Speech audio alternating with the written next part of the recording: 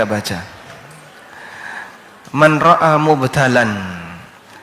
Nabi SAW mengingatkan dalam sebuah hadis yang sahih. Siapa yang melihat orang yang sedang mendapatkan ujian, sedang dapat bala, apapun bentuk balaknya, dan siapapun yang mengalaminya, baik dia muslim maupun non-muslim, baik dia orang yang toleran terhadap Islam atau yang sedang memasang permusuhan dengan kaum muslimin, hendaknya kita membaca Alhamdulillahilladzi afani mimma btalaka bihi wa faddalani ala katsirin mimman khalaqa tafdila. Insyaallah hafal doanya? Hafal ya? Coba kita ulang ya. Alhamdulillahilladzi afani mimma btalaka bihi wa faddalani ala katsirin mimman khalaqta wa faddalani ala katsirin mimman khalaqa tafdila. Kurang lebih artinya, alhamdulillah, segala puji bagi Allah, alladzi afani, yang telah menyelamatkan aku, mimma btalaka bihi, dari ujian yang sedang engkau alami. Allah sedang memberikan musibah, memberikan bala kepada masyarakat Amerika.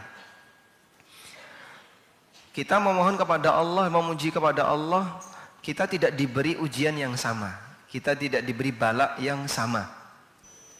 Wa faddalani ala katsirin mimman khalaqa tafdila, dan dia memberikan aku kelebihan dibandingkan makhluk yang lain, tafdilan, dengan kelebihan yang banyak. Rasulullah SAW menyebutkan, kalau kita melihat ada orang lain sedang mendapatkan ujian, sedang mendapatkan musibah, sedang mendapatkan bala, siapapun dia, baik yang kita kenal maupun yang tidak kita kenal, baik muslim maupun non muslim, apapun bentuk musibahnya, lalu kita membaca doa semacam ini, illa afahullahu min dzalikal bala, kecuali Allah Ta'ala akan menyelamatkan dia dari ujian yang serupa. Sehingga bisa jadi Anda menertawakan, karena yang sedang mendapatkan bala ini adalah orang yang memusuhi Islam. Namun jangan lupa untuk berdoa kepada Allah, semoga kita tidak mendapatkan ujian yang sama. Baik, selanjutnya kita akan kembali kepada buku Prinsip Hidupku. Yang bawa buku boleh ditunjukkan bukunya. Satu, ada lagi enggak? Cuman satu. Alhamdulillah, belakang ada ya. Baik. Kita mau mempelajari tentang buku Prinsip Hidupku, halaman 64.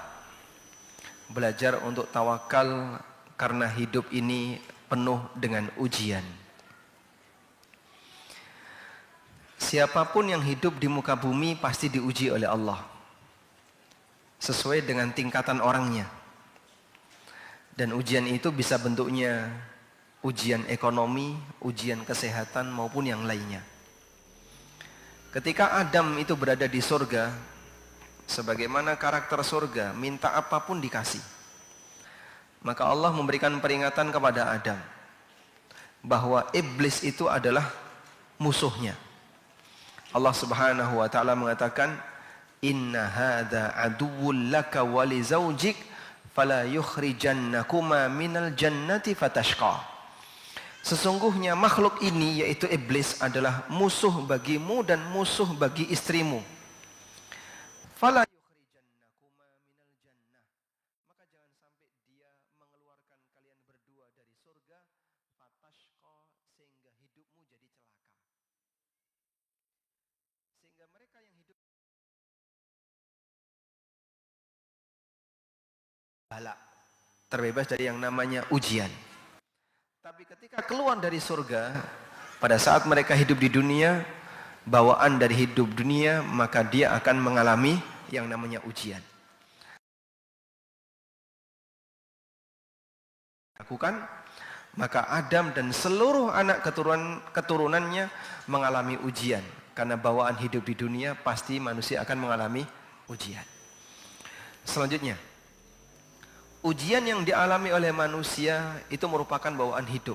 Siapapun dia, baik miskin maupun kaya, pasti pernah mengalami yang namanya sakit. Baik dia rakyat maupun pejabat, pasti pernah mengalami musibah. Siapapun dia. Sehingga misalnya rakyat kecil bisa sakit nggak Pak? Bisa. Pejabat bisa sakit hati nggak? Pejabat bisa sakit hati nggak? Bisa. Kita mengalami ujian lahir dan batin. Manusia diuji oleh Allah dengan aneka ujian, baik sakit fisik maupun sakit batin. Dan itu bawaan dari kehidupan, tidak mungkin bisa kita hindari. Karena itulah Hasan Al-Basri rahimahullah pernah menyebutkan bagaimana karakter nikmat dunia. Kata beliau, wa inna na'imaha masyubun bil musibah. Nikmat dunia itu bercampur dengan musibah. Murni nikmat itu enggak ada. Bahkan semua nikmat yang kita rasakan punya potensi musibah. Coba Bapak, makanan yang paling disukai apa? Makanan yang paling disukai? Nasi. Nasi, Masya Allah. Baik.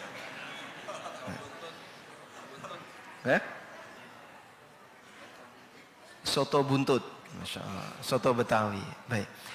Kalau Bapak makan soto Betawi, ada nggak potensi musibah di balik makanan itu? Ada.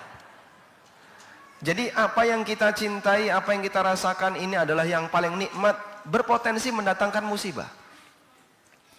Bahkan terkadang ya, orang berjuang ingin mendapatkan sesuatu yang dia anggap itu sebagai sesuatu yang paling nikmat.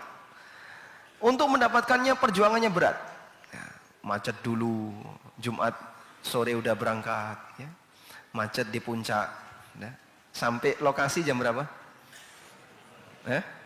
Kalau berangkat ke puncak itu loh, sampai lokasi jam berapa? Kalau udah kena macet, malam Sabtu jam 12 malam check-in hotel. Udah? Kemudian hari Sabtunya sampai 2 hari sampai Ahad. Dia pulang jam berapa? Biar nggak kena macet, dia pulangnya jam 9. 9 pagi dia keluar, check out dari hotel. Ternyata macet juga. Sampai rumah Jakarta jam berapa? Malam Senin. Subhanallah. Apa yang dia inginkan? Saya hanya ingin mendapatkan suasana adem di puncak, suasana nyaman di villa. Tapi untuk dapat itu berjuang nggak? Berjuang. Macet dulu, berangkat macet, pulang macet. Ada juga orang yang misalnya suka naik gunung. Dia capek ketika naik gunung, dia lelah ketika naik gunung. Begitu sampai puncak, dia lihat pemandangan gunung yang demikian indah. Terbayar lelah saya. Begitu Pak ya? Seperti itu perjuangan yang dilakukan oleh seorang manusia hanya untuk mendapatkan kenikmatan memandang sesuatu yang gak ada apa-apanya jika dibandingkan dengan surga. Maka kalau manusia rela untuk capek, untuk lelah dalam rangka bisa naik ke atas gunung yang tinggi, setelah sampai puncak dia lihat pemandangan, terbayar semua lelah saya, terbayar semua capek saya. Tahajud Anda terbayar nggak Pak? Tahajudnya terbayar nggak? Bagi mereka yang sabar dapat surga insya Allah. Sehingga mungkin sekarang kita di dunia capek. Di situ ada yang desak-desaan, ya. Nggak bisa selonjor, kakinya capek nggak? Insya Allah nanti terbayar. Ada yang nggak dapat tempat, masih di luar. Mohon maaf ya, mungkin bisa merapat. Kasihan yang ada di luar. Silakan merapat kembali Pak. Atau mohon maaf ini mungkin bisa geser ke sini, masuk ke sini boleh Pak. Ya.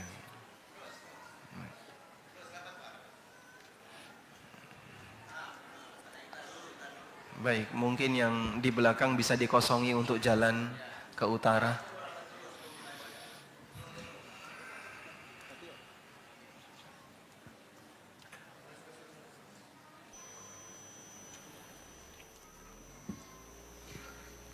Masya Allah. Baik.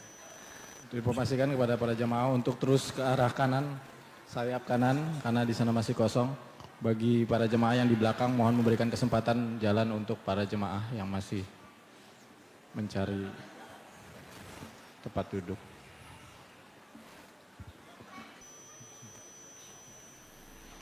Ya, ini mohon maaf ya, mungkin untuk jamaah bapak-bapak space-nya lebih sedikit. Karena sebenarnya Anda itu dianggap pengantar ya. Pesertanya yang ibu-ibu, yang nganternya cuma dikasih space sedikit.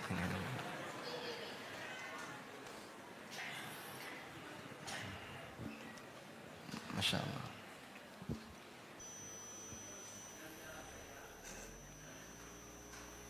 Alhamdulillah. Tafassahu fil majalis yafsahillahu lakum. Teks dalam Al-Quran menyebutkan, berikan kelonggaran di majelis, semoga Allah memberikan kelonggaran bagi kalian. Maka balasan bagi orang yang memberikan ruang ketika ada orang yang mau duduk di majelis, Allah Subhanahu wa taala akan berikan kelonggaran baginya. Kita lanjut lagi ya. Jadi manusia memperjuangkan sesuatu untuk mendapatkan kenikmatan ketika di dunia, dan dia merasa begitu puas ketika dia merasakan kenikmatan itu. Dan salah satu bentuk kenikmatan adalah melihat. Melihat pemandangan senang nggak Pak? Senang. Bahkan orang terkadang merasa betah di situ. Saya merasa bisa menikmati pemandangan gunung, bisa menikmati pemandangan laut, dia betah di situ. Andaikan bukan karena kesibukan, dia mungkin nggak mau pulang. Tapi karena aktivitas yang harus dia selesaikan, dia harus pulang. Seperti itulah kondisi manusia pada umumnya. Dan puncak keindahan ketika memandang, itu memandang apa? Memandang wajah Allah. Karena dialah yang menciptakan semua keindahan. Dan pencipta semua keindahan itu adalah Zat yang maha indah. Nabi SAW pernah bersabda, Innallaha jamilun yuhibbul jamal. Sesungguhnya Allah adalah Zat yang jamil, yang maha indah. Yuhibbul jamal, dan dia menyukai keindahan. Kalau Anda melihat ada pemandangan yang demikian indah, bahkan orang sampai bilang sepotong surga yang turun di bumi. Seperti gelarnya tempat wisata apa itu? Katanya Raja Ampat seperti itu ya.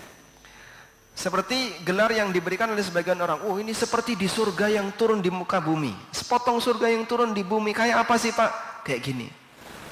Untuk bisa dapat itu nabung berapa lama? Ya, nabung 1 tahun untuk bisa datang ke sana. Itu dianggap paling indah. Bagaimana dengan melihat wajah Allah Subhanahu wa taala? Disebutkan dalam hadis dari Suhaib bin Sinan radhiyallahu anhu, Nabi sallallahu alaihi wasallam pernah bersabda, "Idza dakhala ahlul jannatil jannah." Ketika penduduk surga semuanya sudah masuk surga. Yaqulu Rabbul Izzah, Allah Subhanahu wa taala berfirman, "Aturiduna syai'an azidukum?" Wahai para hambaku yang berada di surga, apakah kalian masih menghendaki sesuatu yang akan aku tambahkan? Bapak bisa bayangkan ya, ketika Bapak menjadi tamu si A, lalu si A memberikan hidangan makanan yang enak, tempat tinggal yang nyaman, uang untuk istirahat yang bagus. Kalau butuh apa-apa, pencet ini, saya datang. Kira-kira kita sebagai tamu gimana Pak? Kita akan merasa malu ya. Saya masih butuh apa lagi, semuanya sudah tersedia. Itu pun masih ditawari. Bapak butuh apa, pencet ini, nanti saya datang. Subhanallah. Seperti itulah bagaimana cara Allah menyambut ahlul jannah. Mereka dimasukkan ke dalam surga, bukan dibiarkan, tapi masih dikasih penawaran. Hal turiduna syai'an azidukum? Apakah kalian masih menghendaki tambahan? Nanti akan aku tambahkan. Maka penduduk surga mengatakan, Ya Rabbi, alam tudkhilnal jannah wa tunjina minan nar wa tubayyit wujuhana. Ya Allah, bukankah engkau telah memasukkan kami ke dalam surga, menyelamatkan kami dari azab neraka, dan membuat putih wajah-wajah kami. Apalagi yang kita butuhkan? Semuanya sudah ada. Dan kenikmatan surga tinggal minta. Kemudian Allah Subhanahu wa taala, kata Nabi sallallahu alaihi wasallam, fayakshifu 'anil hijab. Fama u'tu syai'an ahabba ilaihim minan nadhari ila wajhi rabbihim. Kemudian Allah menyingkap tabir. Di saat itulah semua melihat wajah Allah, dan tidak ada nikmat yang lebih mereka cintai melebihi melihat zat yang selama ini dia sembah. Tidak ada nikmat yang lebih dia cintai melebihi ketika melihat penciptanya, Allah Subhanahu wa taala. Karena puncak nikmat itu diletakkan oleh Allah di indera mata, bukan indera perut. Sesuatu kalau kita kunyah begitu ditelan, antara durian sama rambutan jadinya sama, karena sudah ditelan. Sehingga puncak kenikmatan diletakkan oleh Allah bukan untuk kenikmatan perut, tapi kenikmatan pandangan. Karena itu puncak kenikmatan ahlul jannah diletakkan oleh Allah Subhanahu wa taala ketika mereka melihat pencipta penduduk surga, Allah Subhanahu wa taala. Fama u'tu syai'an ahabba ilaihim minan nadhari ila wajhi rabbihim. Mereka tidaklah diberi sesuatu yang lebih mereka cintai melebihi ketika mereka melihat wajah Allah Subhanahu wa taala. Perjuangkan ini jamaah. Perjuangkan untuk ini ya. Untuk bisa bertemu Allah, bertemu dengan zat yang selama ini kita sujud kepadanya, yang selama ini memberi rizki kita, yang menciptakan kita, Allah Subhanahu wa taala. Allah Subhanahu wa taala berfirman, lilladzina ahsanul husna wa ziyadah. Bagi orang yang berbuat baik dia mendapatkan al-husna. Al-husna maknanya surga, wa ziyadah, dan tambahannya, tambahan surga adalah melihat wajah Allah. Baik. Ada satu doa yang dibaca oleh Nabi sallallahu alaihi wasallam. Doa ini bentuknya adalah memohon kepada Allah agar diberi kesempatan melihat wajah Allah. Insyaallah bisa dihafalkan ya. Allahumma inni as'aluka ladzatan nadhari ila wajhika wasyauqa ila liqa'ika fi ghairi dharra'a mudirratin wala fitnatin mudillah. Allahumma inni as'aluka ladzatan nadhari. Ya Allah, aku mohon kepadamu ladzatan nadhari, bisa merasakan kelezatan melihat ila wajhika, ke arah wajahmu. Kita minta kepada Allah agar bisa melihat wajah Allah sambil menikmati ketika melihat wajah Allah. Wasyauqa ila liqa'ika, dan rindu untuk ketemu denganmu.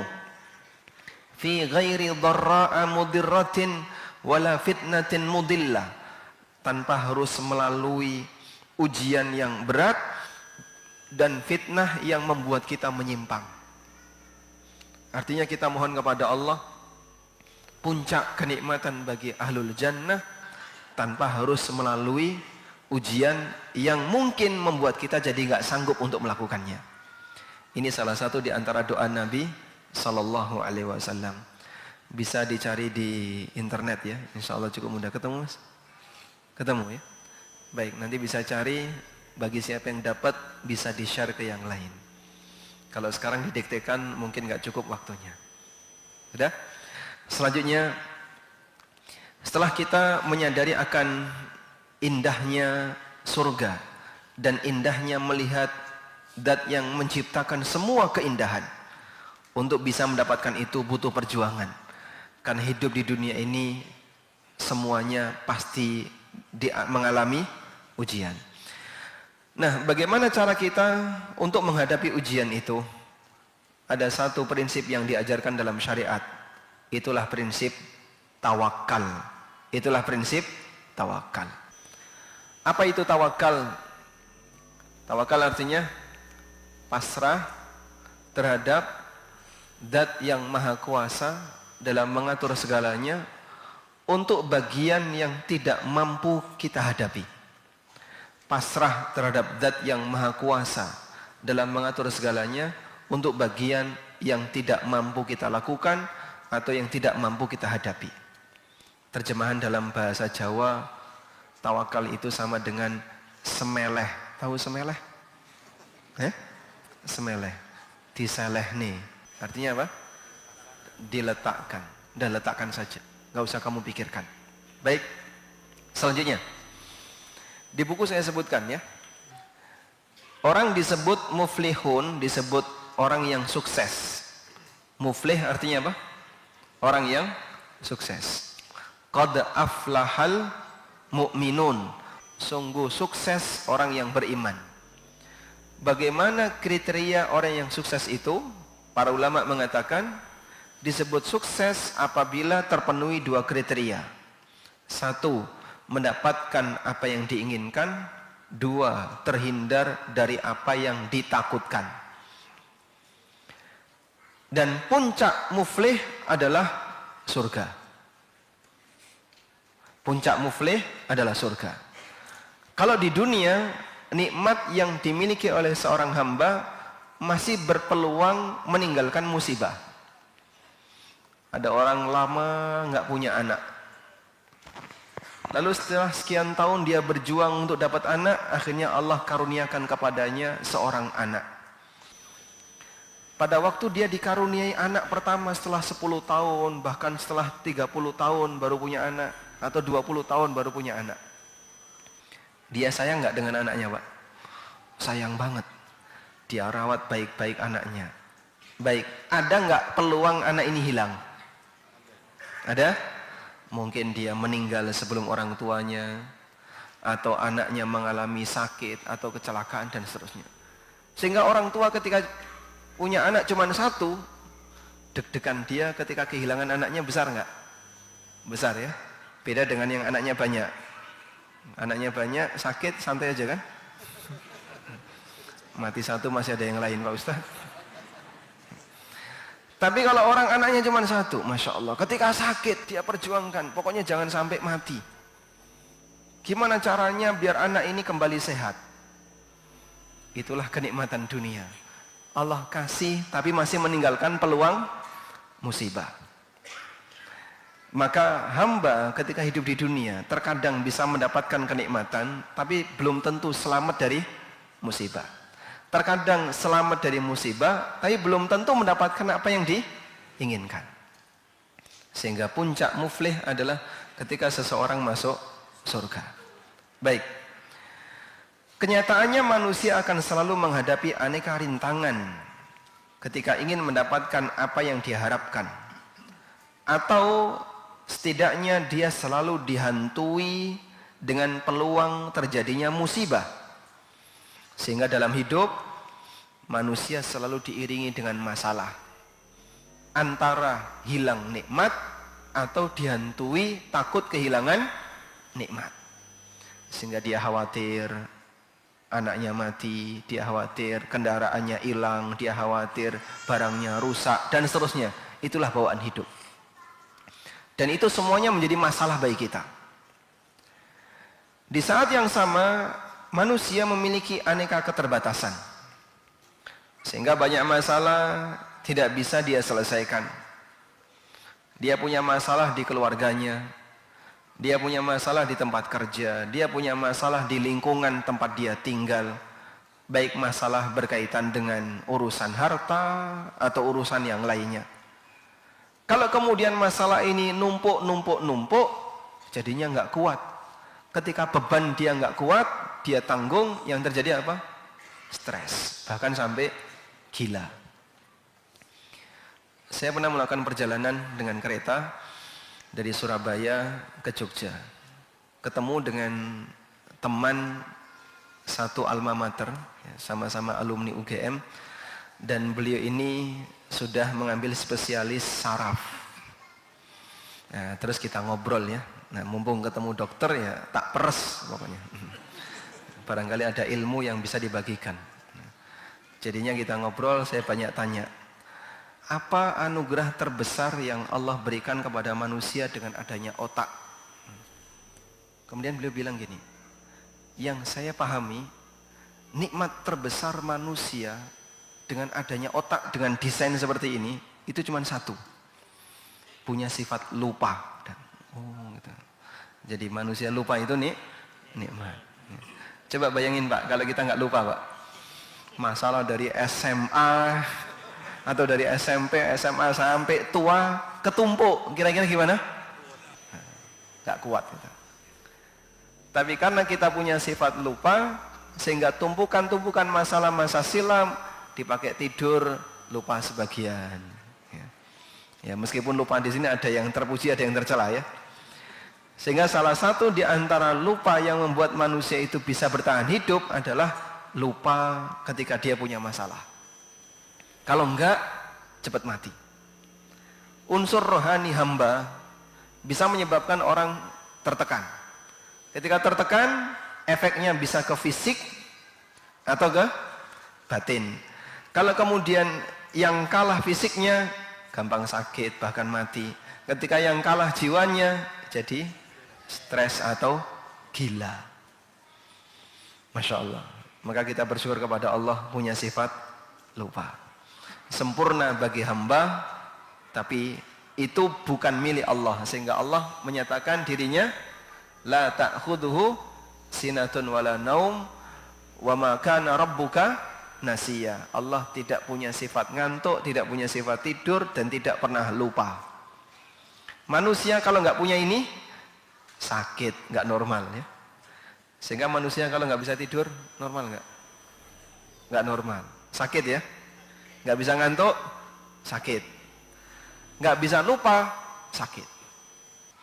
Sempurna bagi makhluk, tapi tidak sempurna bagi Khalik. Maka sifat ini ditiadakan oleh Khalik, karena Allah tidak punya sifat itu, dan bagian dari kesempurnaan Khalik, dia tidak lupa, dia tidak pernah ngantuk, dan tidak tidur. Selanjutnya, banyak masalah yang tidak bisa diselesaikan oleh manusia karena keterbatasan mereka. Jika ini terus dipikirkan, maka akan menjadi beban bagi batinnya. Ketika beban itu semakin berat, mereka akan mengalami stres hingga gangguan jiwa. Dan demikianlah realitanya. Disinilah Islam mengajarkan sikap tawakal agar manusia menyerahkan beban hidupnya kepada Zat yang Maha Kuasa dalam mengatur segalanya, agar tidak menjadi tekanan batin baginya. Baik, Bapak Ibu yang dimuliakan Allah Subhanahu wa taala. Memahami tawakal, sebenarnya ada dua objek terkait tawakal. Memahami tawakal, ada dua objek yang perlu untuk kita tawakalkan. Objek pertama adalah saat kita mendapatkan musibah. Objek tawakal yang pertama adalah masalah atau musibah. Objek yang kedua adalah rencana untuk mendapatkan keinginan tertentu.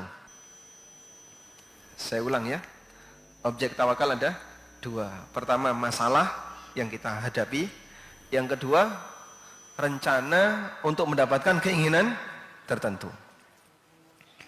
Misal, sekarang kita membahas masalah tawakal untuk rencana. Ada orang pingin haji furoda misalnya. Dia punya rencana untuk haji furoda.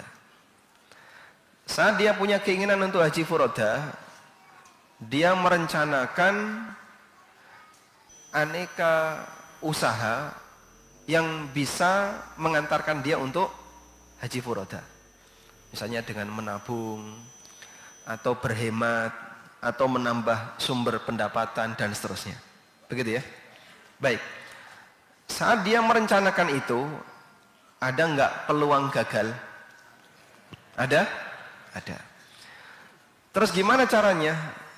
Seorang muslim ketika punya rencana semacam ini diajarkan tawakal kepada Allah.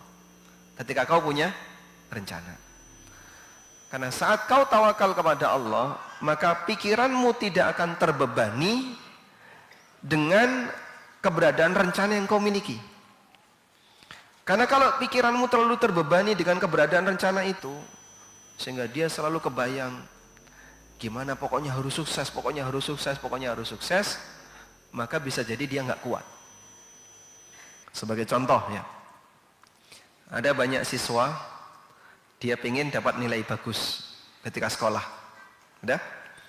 Orang tuanya juga meminta dia, pokoknya kamu harus berprestasi seperti saudara-saudara kamu. Maka siswa ini berusaha untuk belajar semampu yang dia lakukan. Tapi ketika dia tidak tawakal kepada Allah, apa yang terjadi? Bisa membahayakan bagi pikirannya. Ya, Masya Allah, baik. Ini ada pengumuman ya. Saya bacakan. Mobil digeser dulu karena ada yang mau keluar, minta kuncinya saja. Dan BPKB. Nomor B1959 Mobilio. Yang kedua B1499 Avanza. Saya ulang, B1959 Mobilio, B1499 Avanza. Katanya kuncinya saja.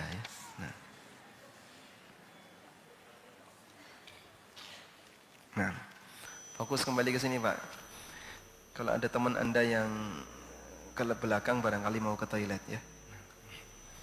Kita lanjutkan. Jadi kalau kita punya rencana, jika terlalu terbebani dengan rencana itu, bisa berefek pada apa? Stres. Nabi SAW pernah menyarankan hal ini dalam sebuah hadis yang diriwayatkan oleh Muslim. Hadis ini bisa kita sebut manajemen untuk mengatur rencana. Beliau pernah mengatakan seperti ini. Ihris ala ma yanfa'uk wala ta'jas. Bersemangatlah kamu untuk mendapatkan apa yang kamu inginkan, yang bermanfaat bagimu.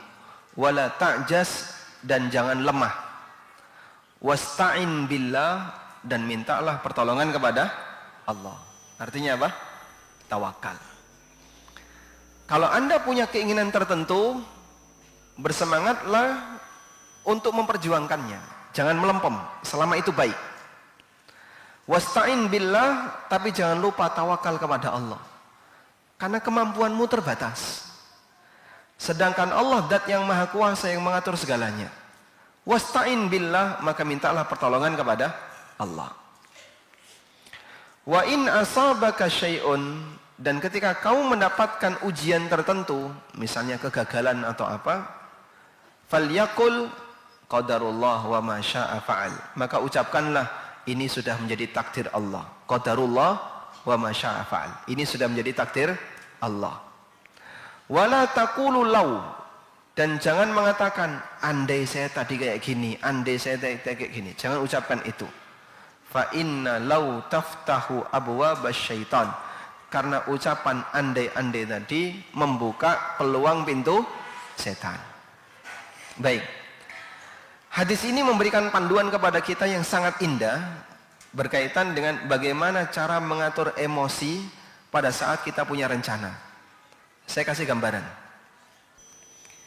Kita semuanya pasti punya rencana dalam hidup ini.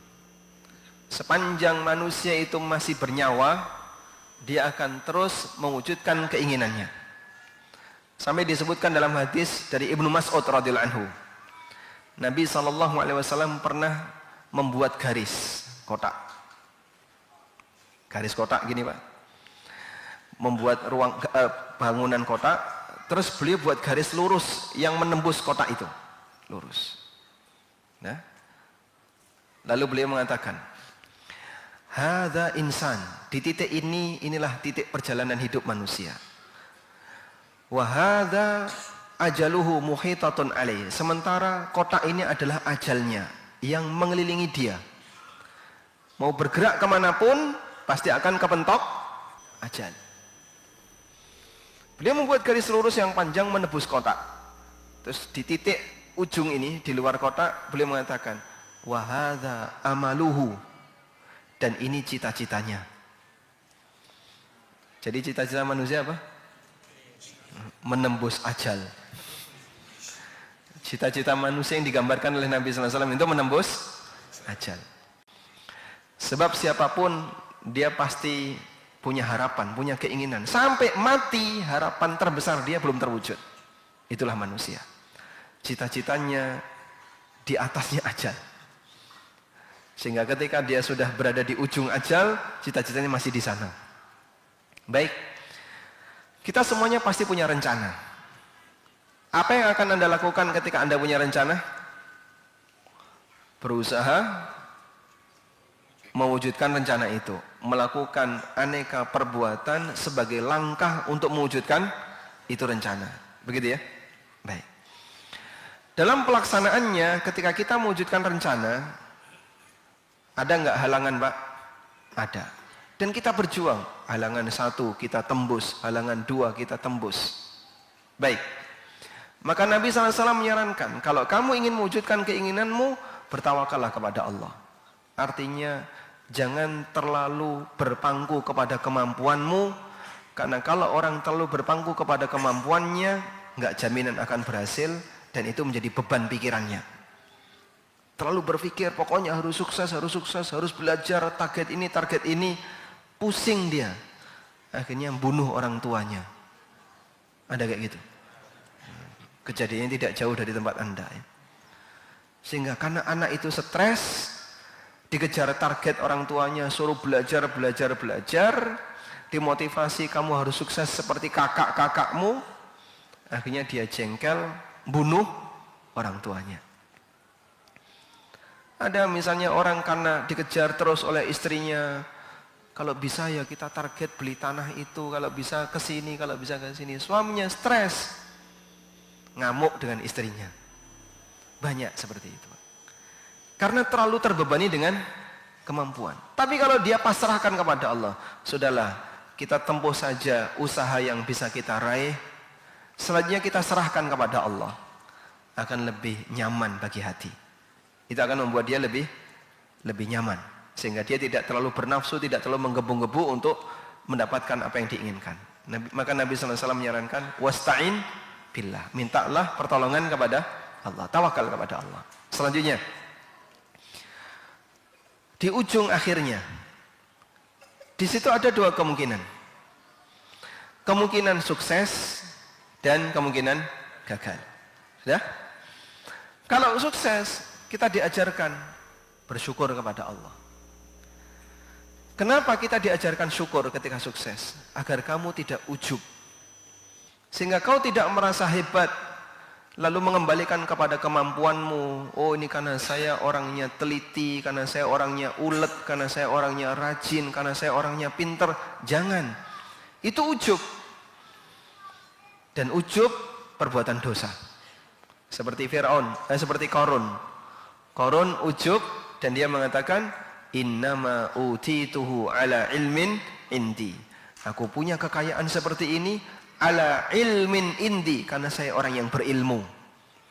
Itu ucapan siapa? Qarun. Saat dia merasa sudah berada di puncak sukses, dia mengatakan, ini saya karena berilmu, karena saya pintar manajemen, karena saya ngerti pemasaran, karena saya pintar ekonomi, dan seterusnya.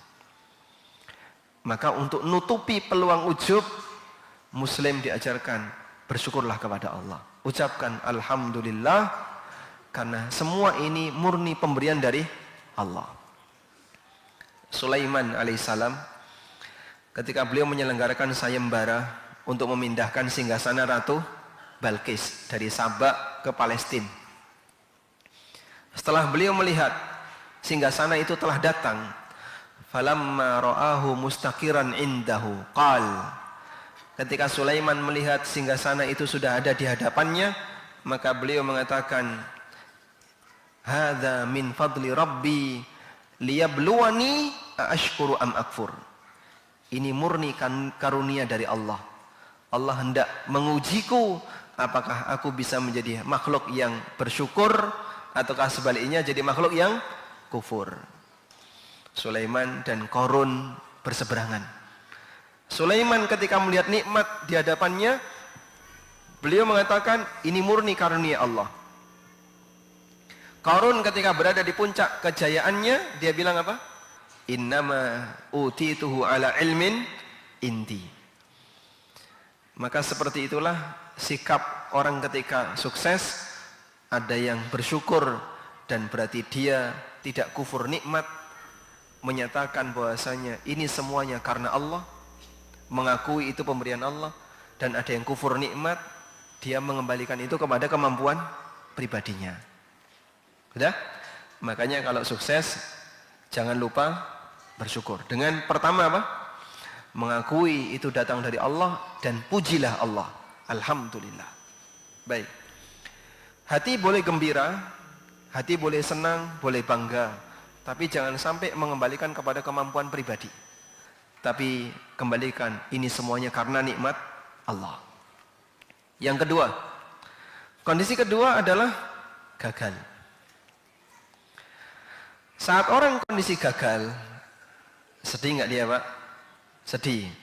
Kalau sebatas sedih, mungkin lebih ringan. Tapi yang jadi masalah adalah ketika dia mengungkit kesedihan. Kapan mengungkit kesedihan? Saat dia mengatakan andai-andai. Berandai-andai tadi. Karena ini akan membuka pintu setan. Kemudian dia bilang, andaikan tadi saya tidak jalan ke kiri, saya jalan ke kanan. Andaikan tadi saya tidak memenuhi ajakan si A, andaikan tadi saya tidak ini, saya tidak ini. Maka saat dia berandai-andai seperti itu, seolah-olah dia mengungkit kesedihan. Sehingga dia merasa tidak terima dengan takdir Allah, di mana Allah takdirkan dia gagal. Maka untuk nutup ini, Nabi SAW mengajarkan kunci dengan cara kembalikan kepada takdir. Qadarullah wa ma syaa fa'ala. Ucapkan ini qadarullah. Karena ketika dia sudah menyadari ini takdir Allah, maka hatinya akan menjadi lebih tenang. Mau gimana lagi? Allah sudah takdirkan kayak gini. Ya sudah. Ngapain? Kita tidak mungkin bisa mengubahnya karena ini sudah menjadi takdir Allah. Sehingga dengan cara demikian hatinya akan lebih ridho. Nah, ketika hatinya tenang, dia bisa berpikir solusi. Tapi kalau emosi itu dibiarkan, dia tidak akan bisa berpikir solusi. Orang ketika menghadapi musibah, tapi emosinya meluap-luap, dia tidak akan bisa berpikir dia tidak akan bisa berpikir solusi. Tapi kalau orang dapat musibah, kemudian ditenangkan hatinya dengan cara dikembalikan kepada takdir, dia masih bisa berpikir solusi. Contoh ya, seorang pasangan suami istri naik mobil bareng. Pernah kita ceritakan ini, Pak ya? Tidak? Dia mau menuju ke titik A. Acaranya jam 12. Berangkat dari rumah jam 9. Baik, tanpa GPS dan tanpa Google Map. Sampai di perempatan. Belok kanan bisa, belok kiri bisa. Terjadi khilaf antara suami istri. Suaminya pengen belok kanan, istrinya pengen belok kiri. Sudah? Kalau terjadi perbedaan seperti ini, yang menang yang mana, Pak?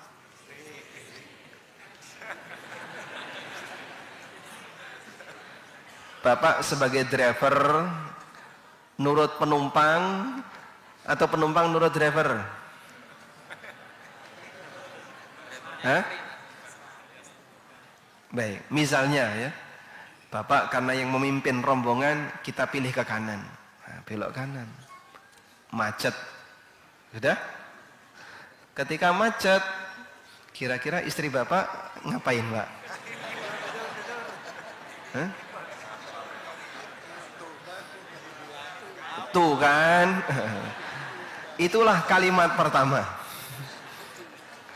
Ternyata jawaban Bapak sama dengan jamaah yang lain. Satu kalimat yang sama. Tuh kan. Coba tadi ikut ibu. Apa kamu tahu kalau ke kiri pasti nggak macet? Belum tentu. Mau sama-sama nggak ngerti takdir. Nah, andaikan istrinya di sini. Ketika istrinya ngomong andaikan tadi ya. Andaikan bapak tadi ikut ibu, saran ibu ke kiri, kan? Kita nggak kena macet. Dari mana kamu tahu kalau nggak kena macet? Wong sama-sama nggak tahu hal yang gaib. Baik ke kanan maupun ke kiri kan gaib ya. Suami nggak tahu, istri juga nggak tahu. Maka kalau istri mengucapkan andekan, emosi tidak berhenti sampai di situ. Suaminya nggak terima. Akhirnya berantem, mobil yang dingin terasa. Itu padahal AC-nya udah digedein gitu. Suhunya paling bawah, kipasnya paling gede. Kenapa Pak? Karena emosi. Emosi berawal dari apa? Tuh kan, coba kalau tadi Bapak ikut Ibu. Berandai-andai kayak gitu membuka peluang pintu setan. Maka sebelum terjadi itu, ini ada pintu setan yang bisa terbuka hanya gara-gara mengungkit kesedihan. Sehingga solusinya gimana Pak? Coba kalau dia bilang, ya sudah, ini sudah takdir Allah. Qadarullah wa ma syaa fa'al. Begitu dia bilang, ini sudah takdir Allah, adem rasanya. Kalau sudah terasa adem, tidak emosi, bisa mikir solusi nggak? Sebentar Pak ya, Bapak nggak usah khawatir. Karena artinya adem, ini sudah takdir Allah, mau gimana lagi? Saya juga nggak tahu takdir, belum tentu jaminan ke kiri kita nggak kena macet. Baik, akhirnya nyari solusi. Sebentar Pak, tak teleponkan forwarder. Nah gitu. Nah, kita diajarkan ketika Anda sedang menempuh jalan dari satu titik ke titik tertentu, dalam rangka mewujudkan rencana itu, jangan terlalu berpangku kepada kemampuan, tapi bertawakal kepada Allah. Wasta'in billah. Orang kalau bertawakal kepada Allah, maka hatinya akan lebih rileks, lebih nyaman, tidak terbebani dengan usaha dia, tidak terbebani dengan kemampuan dia, karena dia bertawakal kepada Allah. Bisa Anda ajarkan untuk anak-anak kita yang sekarang sedang menempuh belajar ya. Jangan terlalu ditekan, tapi sampaikan, kamu silahkan usahakan sebisanya dan tawakal kepada Allah. Sebab yang menentukan hasil itu siapa? Allah. Baik. Yang kedua adalah ridho terhadap hasil akhir. Ridho terhadap hasil akhir baik ketika sukses maupun gagal. Cara ridho ketika sukses adalah bersyukur, sehingga dia tidak ujub saat mendapatkan apa yang dia inginkan. Dan cara ridho ketika dapat musibah adalah pasrah kepada ketetapan Allah. Ini sudah takdir Allah, tidak perlu ada yang disesali, Anda tidak perlu merasa kehilangan. Kalau orang bisa melakukan dua hal ini, hatinya nyaman. Dalam kondisi apapun dia menghadapi masalah, hatinya akan selalu dalam kondisi nyaman. Makanya Ibnu Qayyim rahimahullah pernah mengutip keterangan guru beliau Syekhul Islam Ibnu Taimiyah. Kata beliau seperti ini. Wal qadaru yaktanifuhu amran. Takdir itu diapit oleh dua hal. Semua takdir itu diapit oleh dua hal. At-tawakkulu qablah waridha ba'dah. Tawakal sebelum kejadian dan ridha pasca kejadian. Faman tawakkala qabla al-qadar waridha ba'da al-qadar faqad tammal ubudiyah. Siapa yang bisa tawakal sebelum kejadian dan bisa ridha pasca kejadian, maka dia menyempurnakan bentuk peribadatan kepada Allah terkait takdir Allah. Bisa dipahami ya? Paham teori ini Pak, luar biasa. Karena itulah yang bisa membuat hati kita jadi lebih nyaman.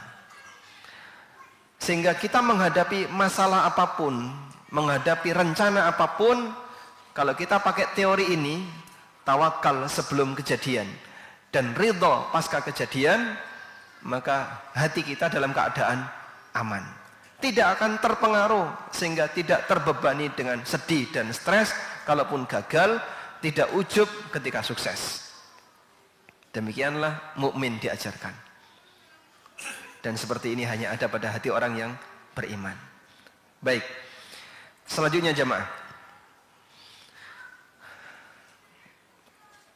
Disinilah Islam mengajarkan sikap tawakal, agar manusia menyerahkan beban hidupnya kepada Zat yang Maha Kuasa dalam mengatur segalanya, agar tidak menjadi tekanan batin baginya. Oleh karena itu, tawakal adalah anugerah besar bagi hamba, sebab ada banyak masalah yang tidak bisa diselesaikan oleh manusia.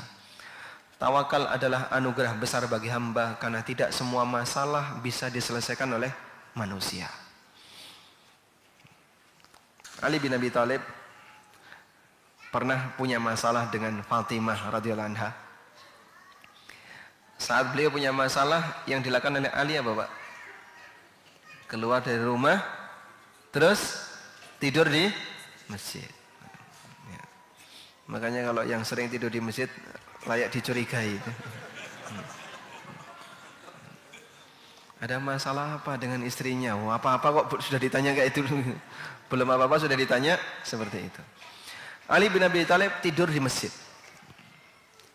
Nabi SAW mencari, datang ke rumah Fatimah. Aina ibnu ammik? Di mana putra dari pamanmu? Kemudian Fatimah mengatakan, innahu ghadabani walam yakil alayya. Tadi dia sempat membuat aku marah. Makanya Syiah itu pernah membuat pernyataan, siapapun yang membuat marah keturunan Nabi, maka dia keluar dari Islam. Nah, hadis ini jadi salah satu dalilnya. Ali itu pernah membuat marah Fatimah. Kalau kau bilang bahwa yang membuat marah keturunan Nabi keluar dari Islam, seperti Abu Bakar ya, itu kan pernah membuat marah Fatimah. Jadi di saat Rasulullah SAW meninggal dunia, Fatimah datang untuk menuntut warisan. Tapi Abu Bakar mengatakan, semua warisan bapakmu disedekahkan, karena para Nabi tidak meninggalkan warisan. Bagaimana dengan tanah Fidak? Ada tanah Fidak ya. Tanah Fadak, bagaimana dengan tanah Fadak? Kemudian Abu Bakar menyampaikan, tanah Fadak sudah diwakafkan oleh Rasulullah SAW. Itu Fatimah minta, batalkan wakafnya, jadikan sebagai warisanku. Tidak bisa, saya tidak mau untuk membatalkan itu. Baik, maka Fatimah dengan Abu Bakar itu nggak cocok. Nah, sempat ada sedikit masalah antara Fatimah dengan Abu Bakar, karena masalah warisan ayahnya. Nah, itu yang jadi dasar Syiah untuk menilai Abu Bakar keluar dari Islam, karena dia membuat emosi Fatimah. Kalau alasannya membuat emosi Fatimah keluar dari Islam, maka Ali bin Abi Thalib termasuk enggak? Namanya suami istri, Pak. Sehingga saat Nabi SAW datang ke rumah Fatimah, kemana? Kemudian Fatimah, innahu ghadabani walam yakil alayya. Tadi dia membuat emosi aku, terus enggak tidur di sini. Nggak tidur siang di rumah, entah kemana. Sempat terjadi ketegangan ya, namanya suami istri ya. Lalu Rasulullah SAW keluar, dicari. Di mana Ali bin Abi Thalib? Kemudian ketemu di mana? Di masjid. Beliau tidur dalam keadaan selendang beliau yang dipakai nutup pundak terjatuh dan kena debu, dibersihkan oleh Nabi SAW. Kum ya Aba Turab, kum ya Aba Turab. Bangun wahai Abu Turab, bangun wahai Abu Turab. Dan beliau merasa tidak ada panggilan yang lebih dicintai oleh Ali melebihi panggilan Abu Turab. Karena itu panggilan Nabi SAW ketika membangunkan beliau. Ali pulang, selesai masalah. Terkadang tidak semuanya harus diselesaikan dengan perdebatan ya. Dengan pokoknya kita harus selesaikan sekarang, serius.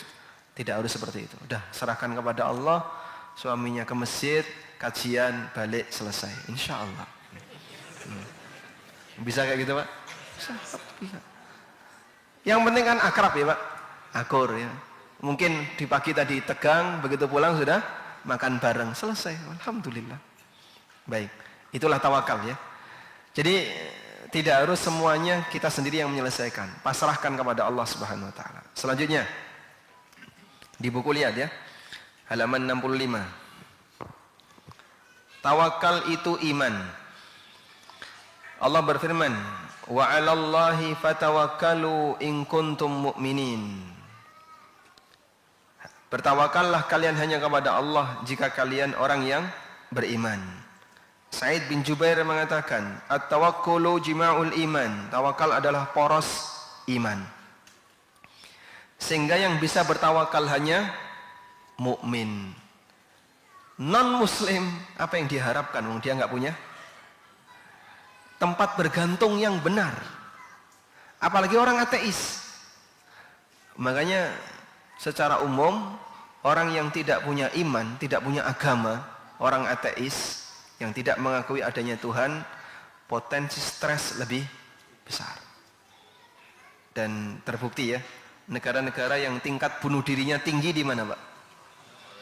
Nah, Eropa tinggi nggak? Eropa, Jepang, Amerika, negara Afrika, negara yang dia tidak punya konsep ketuhanan yang benar, tidak punya pemahaman iman yang benar, tingkat bunuh dirinya tinggi. Di Cina juga banyak ya.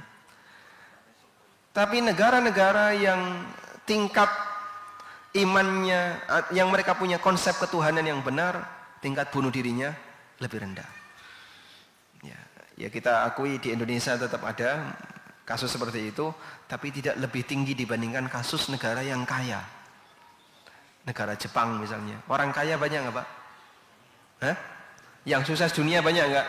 Banyak. Tapi kenapa mereka hidup tertekan? Ada yang negara kaya, tapi rakyatnya merasa tertekan karena mereka tidak punya konsep tawakal. Sebab tawakal itu terbit dari iman.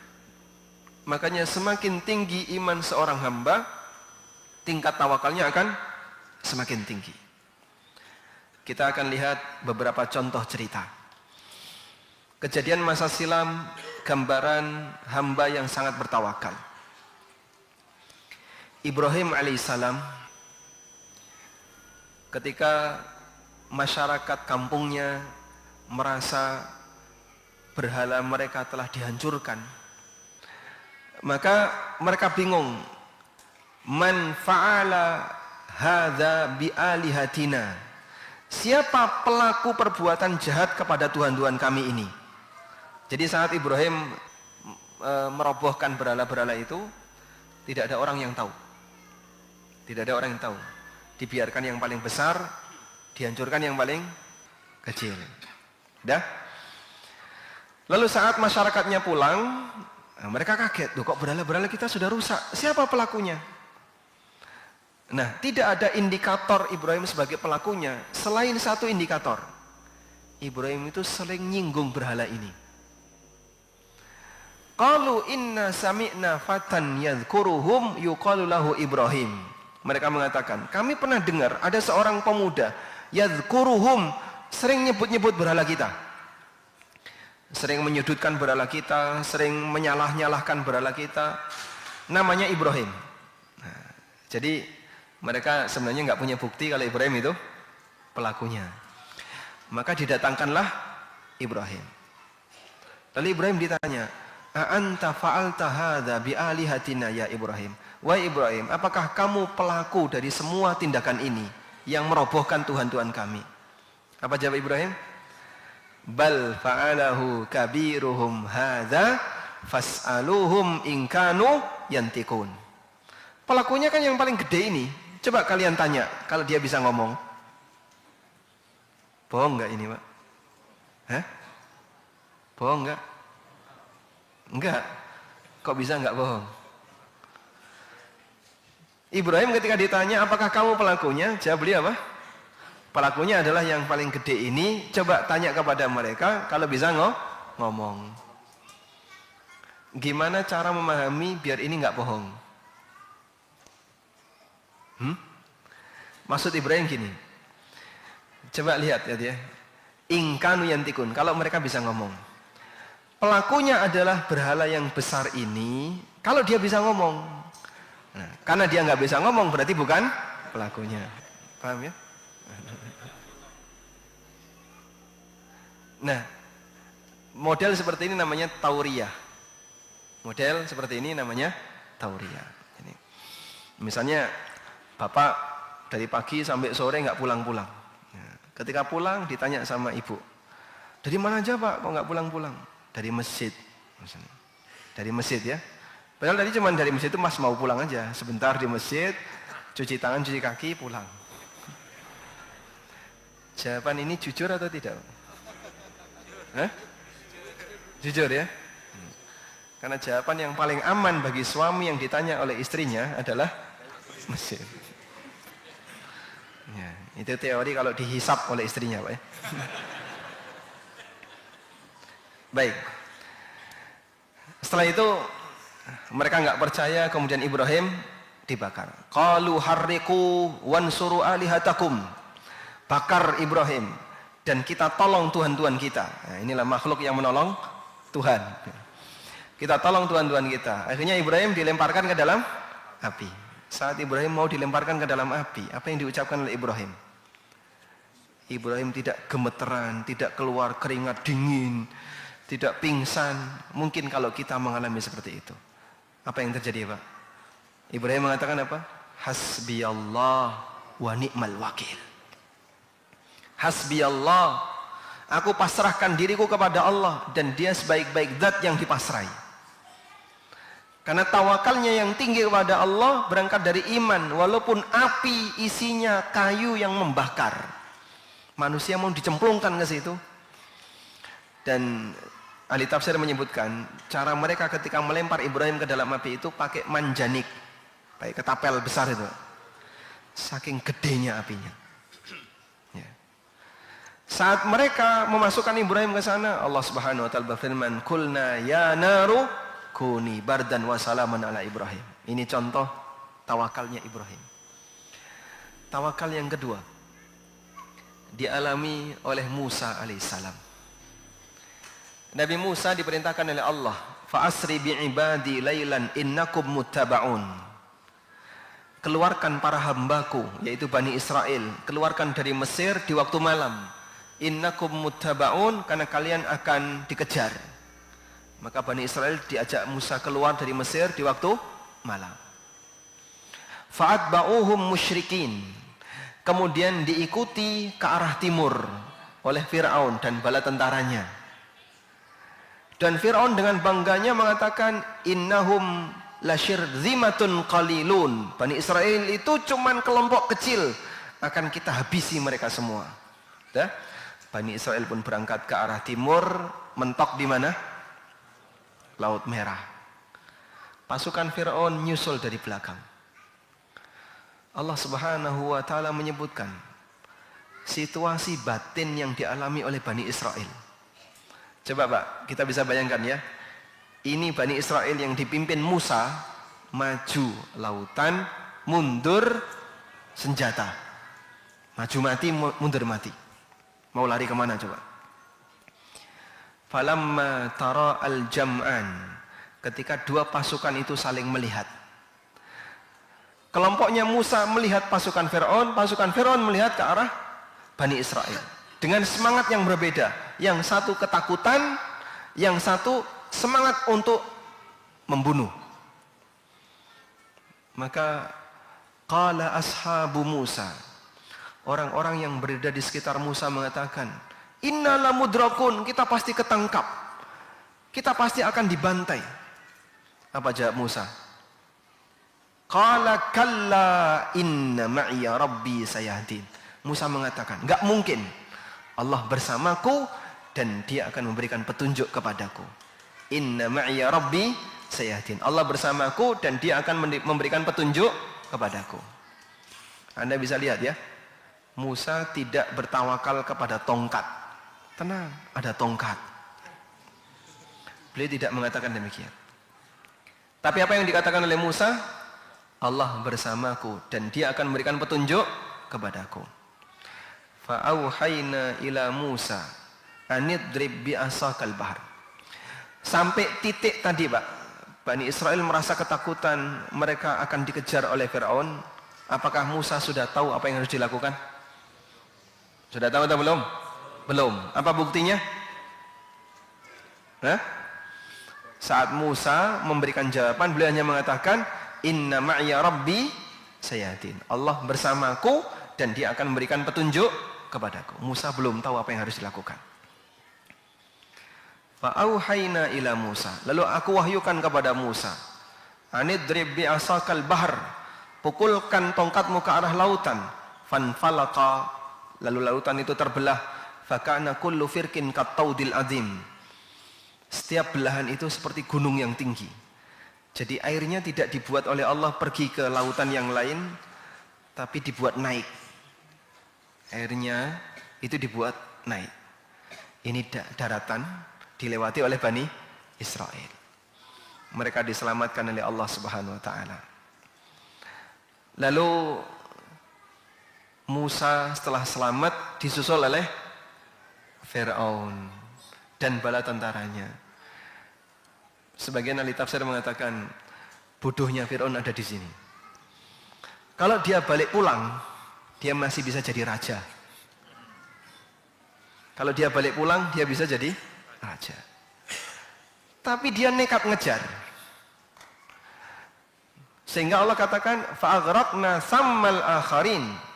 Lalu kami tenggelamkan di tempat yang sama di lautan itu al-akharin, makhluk yang datang belakangan, yaitu Fir'aun dan bala tentaranya.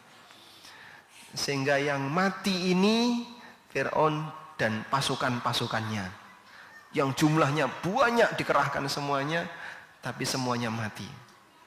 Cara Allah membinasakan Fir'aun bukan kerajaannya diruntuhkan, bukan diserang oleh pasukan, tapi laki-lakinya dikeluarkan, lalu mereka ditenggelamkan. Tidak ada satupun rudal yang nyasar ke Amerika. Nggak ada pesawat yang dijatuhkan seperti kejadian WTC. Allah kirimkan hanya pasukan angin dan api. I'sarun fihi narun fahtaraqat. Badai yang berisi api. Ada ungkapan dalam Al-Quran ya. I'sarun fihi narun fahtaraqat. Fa'asabahu i'sarun fihi narun. Dia terkena i'sar, badai isinya api. Kalau di tempat kita kan badai isinya air. Ini badai isinya api. Fahtaraqat sehingga membakar semuanya. Tidak ada rudal yang datang, tidak ada bom yang menghantam, tidak ada pesawat yang dijatuhkan. Meskipun kita nggak tahu konspirasi apa lagi yang mau dituduhkan ke kaum muslimin atas nama terorisme. Teroris telah membakar Los Angeles. Oh, Masya Allah. Nanti kan ada berita itu ya. Tinggal ditunggu saja. Baik. Jadi Anda bisa lihat tawakalnya Musa alaihissalam dalam posisi semuanya ketakutan. Beliau tawakal kepada siapa? Allah. Allah akan memberikan petunjuk kepadaku. Wa may yatawakkal 'ala Allah fahuwa hasbuh. Dan siapa yang bertawakal kepada Allah, maka Allah Ta'ala akan memberikan kecukupan baginya. Dalam mencari harta kita juga bertawakal kepada Allah. Sehingga orang yang bertawakal kepada Allah ketika mencari harta, dia akan terasa nyaman, terasa tenang, tidak ketakutan untuk hilang. Karena dia tahu rizkinya Allah yang ngatur, sehingga tidak akan geser ke tempat yang lain. Muhammad bin Abi Imran meriwayatkan, ada seorang ulama yang bernama Hatim Al-A'sam. Hatim Al-A'sam ini pernah ditanya oleh seseorang, Anda itu kalau bekerja, kalau mencari rezeki kok nyantai, sementara yang lain tuh pokoknya harus kejar target, ini peluang jangan sampai hilang, harus seperti ini, harus seperti itu, tapi Anda santai orangnya. Itu rahasianya apa? Kemudian jawab Imam Hatim Al-A'sam, alimtu anna rizki la ya'kuluhu ghairi fatma'annat bihi nafsi. Karena aku sadar rizkiku tidak akan dimakan oleh orang lain, sehingga batinku tenang. Rizki itu tidak akan ketukar, sehingga kalau sudah jadi rizkinya A, pasti akan sampai ke A. Juga diceritakan ada orang yang mengadu kepada Abu Hazim. Wahai Abu Hazim, sekarang harga-harga barang pada naik. Seperti keluhan orang Indonesia, Pak, sekarang ekonomi lagi turun, Pak, semuanya lesu, jualan apa-apa nggak laku, nggak kayak dulu, Pak. Sekarang bisa dapat 100.000 sehari udah alhamdulillah. Nah, pernah terjadi seperti itu. Lalu Abu Hatim memberikan jawaban. Wa ma yaghummukum min dzalik. Innal ladzi yarzuquna fil rukhas huwal ladzi yarzuquna fil ghala. Ngapain kamu merasa bingung? Yang bikin bingung kamu itu apa? Dia yang memberikan rezeki kamu di saat terjadi kelimpahan harta, ekonomi bagus, itu kan sama dengan zat yang memberikan rezeki kepada kamu di saat terjadi resesi. Jadi kamu bingung apa? Zat yang memberikan rezeki kepada kamu ketika harga barang murah sama dengan zat yang memberikan rezeki kepada kamu ketika terjadi inflasi. Apa yang membuat kamu bingung? Nah, itu contoh praktek tawakal. Jadi hatinya akan merasa nyaman, tidak diiringi dengan ketakutan setiap kali cek harga dolar dan seterusnya. Karena takut dengan inflasi. Wallahu a'lam. Baik, demikian yang bisa kita sampaikan. Semoga yang sedikit ini bermanfaat. Ada tanya jawab nggak, Pak? Jazakallahu khair, Ustaz, ada pertanyaan? Alhamdulillah, beberapa pertanyaan. Beberapa aja ya. Insyaallah. Baik, mungkin pertanyaan pertama, Ustaz. Ya, fadhal. Bismillah, Assalamualaikum warahmatullahi wabarakatuh. Waalaikumsalam warahmatullahi wabarakatuh. Izin bertanya, Ustadz, di perusahaan kami memberikan fasilitas DPLK, dana pensiun lembaga keuangan menggunakan bank konvensional. Besaran setoran tiap bulannya ke DPLK ada tanggungan perusahaan 6% dari gaji dan potongan gaji karyawan minimal 1,5% gaji. Di perincian statement per bulannya dipisahkan 3 komponen, akumulasi iuran karyawan, akumulasi iuran perusahaan, dan akumulasi pengembangan. Pertanyaannya, setelah pensiun dan DPLK dicairkan, apakah akumulasi pengembangan yang porsi iuran karyawan maupun porsi perusahaan halal untuk dinikmati? Barakallahu fiikum, Ustaz. Masya Allah. Baik. Insya Allah Anda paham pertanyaannya. Nah, saya sambil meraba saja ya. Kasus seperti ini cukup banyak. Ada beberapa teman yang kerja di BPJS Ketenagakerjaan. Mungkin kemarin berapa yang datang ya? 5 atau 6 orang. Itu datang ke tempat kami dan mereka minta arahan, cerita skema seperti ini sebaiknya bagaimana. Nah, dari situlah saya sedikit tahu tentang bagaimana penyaluran dana pensiunan. Sederhananya kayak gini, Pak. Si A karyawan perusahaan X, kemudian dia mengikuti program pensiunan dengan aneka banyak program, ada banyak program ya. Baik. Iuran pensiunan itu, iuran dana pensiunan ini kan sebagian diambil dari potongan gaji dan sebagian sumbangan dari perusahaan. Anggaplah misalnya 2% dari potongan gaji karyawan, 3% dari perusahaan. Sehingga totalnya 5% dari nilai gaji. Sudah?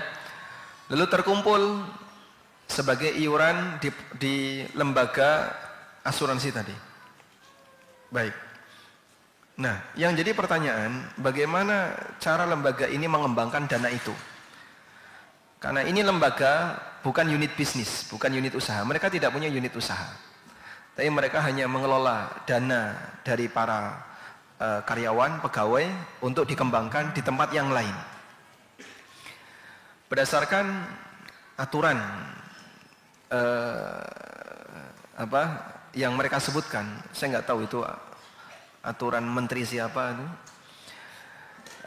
Mereka menyebutkan wajib disalurkan di obligasi sekian persen, bahkan dominan 60% atau berapa, itu harus obligasi. Kemudian sisanya ada sukuk, ada saham, dan yang lainnya. Termasuk juga deposito di perbankan. Ya? Sehingga dari semua instrumen investasi yang mereka paparkan, saya berkesimpulan ini nggak benar. Karena kita tahu obligasi surat utang, Pak ya. Ada bunganya nggak? Ada. Nah, karena obligasi surat utang itu ada bunganya, ada tambahannya, maka tambahan ini tidak halal untuk dimiliki. Deposito juga seperti itu. Ada bunganya, Dan ini juga tidak halal. Karena kita punya prinsip semua utang piutang yang menghasilkan manfaat, statusnya manfaat itu adalah riba. Sebagaimana perkataan sahabat Fudhalah bin Ubaid, kullu qardin jarra naf'an fahuwa riba. Baik. Terus setelah pensiun berarti yang halal untuk diterima karyawan tadi apa? Di situ ada 3 ya. 2% dari gaji dia akumulasinya, 3% jadi total 5%. Pilihan yang kedua adalah 5% akumulasi gajinya, atau yang ketiga adalah plus penambahannya. Kalau kita sepakat bahwa konsep pengembangan tadi belum memenuhi standar syar'i karena dikembangkan di obligasi, deposito dan seterusnya, maka yang terakhir ini tentu saja nggak boleh. Nah, pertanyaannya 3% dari perusahaan itu halal atau haram? Halal, karena itu hadiah dari perusahaan untuk karyawan. Sebab ini adalah hadiah dari perusahaan untuk karyawan, silahkan dimiliki oleh karyawan. Maka karyawan hanya berhak senilai total premi yang dibayarkan perusahaan, baik potongan dia dan hadiah dari perusahaan. Dua-duanya digabungkan, akumulasi itulah yang halal untuk dia terima. Wallahu a'lam. Baik, pertanyaan selanjutnya Ustadz. Pak Ustadz, suami sering ngusir istri melalui WA, apakah sudah jatuh talak? Gimana? Pak Ustadz, suami sering mengusir istri melalui WhatsApp, apakah sudah jatuh talak? Suami mengusir istri melalui WA, apakah sudah jatuh talak? Kalimat talak itu ada 2. Ada kalimat talak sharih dan ada kalimat talak kinayah. Kalimat talak sharih itu yang kalimatnya tegas. Aku ceraikan kamu, aku talak kamu, kita pisah selamanya, lo gue en. Nah, itu semuanya kalimat talak tegas. Jangan ditiru loh Pak itu Pak. Gara-gara viral terus ditiru. Nah. Karena kan dia menyatakan pisah selamanya. Ini kalimat talak sorry. Nah, sorry seperti ini tidak perlu ditanya niatmu apa, karena sudah tegas. Sehingga statusnya jatuh talak karena sorry. Yang kedua, kalimat talak kinayah. Kinayah itu lawannya sorry, lawan tegas. Berarti tidak tegas, bersayap, ambigu. Ini cerai atau tidak? Itu namanya kalimat talak kinayah. Nah, kalimat ini adalah kalimat yang menunjukkan perpisahan tapi tidak tegas menyatakan cerai. Apakah jatuh cerai tergantung niat suami. Maka saat suami WA istrinya, kamu keluar dari rumah ini, tanya, ini cerai atau bukan? Niatmu apa? Kalau suami bilang, saya tidak ada niat untuk menceraikan kamu, ya berarti belum cerai. Begitu? Nah, dulu pernah ada ya, Ka'ab bin Malik radhiyallahu anhu itu kan pernah dihukum oleh Rasulullah SAW dengan apa? Diboikot selama 40 hari. Semua nggak boleh menyapa. Semua nggak boleh menyapa. Sampai istrinya diberitahu, kamu tidak boleh membersamai suamimu. Nah, Ka'ab bingung. Apa yang harus saya lakukan dengan kamu, wahai istriku? Ilhaqi bi ahlik. Kalau begitu silakan kamu pulang ke rumah orang tuamu. Nah, Ka'ab mengatakan, kamu pulang ke rumah orang tuamu ini niatnya bukan cerai, tapi niatnya apa? Dalam rangka konsekuensi boikot. Maka istrinya pulang ke rumah orang tuanya. Nah, setelah boikot selesai, istrinya balik lagi. Sehingga Ka'ab ketika itu tinggal di Madinah, tapi tidak ada yang menyapa. Ketemu orang yang diam saja, ya. Disenyumi pun enggak. Itu hukuman boikot yang pernah dialami oleh Ka'ab bin Malik. Nah. Baik, pertanyaan selanjutnya Ustaz. Assalamualaikum Ustaz. Waalaikumsalam. Saya ingin bertanya bagaimana cara membedakan ujian dari Allah dan musibah karena sebab dari dosa-dosa kita. Bagaimana cara membedakan antara ujian dan musibah? Mungkin yang lebih tepat adalah musibah itu ujian atau hukuman. Ya. Jawabannya dua-duanya memungkinkan. Sehingga ketika Allah memberikan musibah kepada hambanya, sesuatu yang tidak enak bagi hidupnya, bisa berstatus sebagai ujian, bisa berstatus sebagai hukuman, tergantung kondisi hambanya. Kalau sang hamba adalah orang yang jahat, punya banyak dosa, maka ketika dia dapat musibah, statusnya hukuman bagi dia, yang itu akan membersihkan dosa-dosanya. Tapi ketika sang hamba adalah orang yang baik, maka musibah yang dia alami adalah ujian baginya yang bisa meningkatkan iman kepada Allah. Wallahu a'lam. Baik, satu lagi mungkin. Satu lagi, baik Ustadz. Ustadz mau tanya bagaimana hukum tentang asuransi kesehatan, apakah halal atau tidak? Terima. Hukum Asuransi kesehatan. asuransi kesehatan ini terlalu global ya, karena ada asuransi yang tidak melanggar syariat dan ada asuransi yang melanggar syariat. BPJS itu termasuk di antara asuransi yang diperbolehkan, dan ada asuransi swasta yang itu bermasalah. Jadi ada dua, ada yang boleh, ada yang tidak boleh. Nah, baik demikian yang bisa kita sampaikan. Semoga apa yang kita bahas ini bermanfaat, dan semoga Allah memberikan keberkahan dalam setiap usaha halal yang kita tempuh untuk mendapatkan kehidupan yang lebih baik. Allahumma anfa'na bima 'allamtana wa 'allimna ma yanfa'una warzuqna ilma. Wa sallallahu ala nabiyyina Muhammadin wa ala alihi wa sahbihi wa sallam. Wa akhiru da'wana alhamdulillahi rabbil alamin. Wassalamu alaikum warahmatullahi wabarakatuh.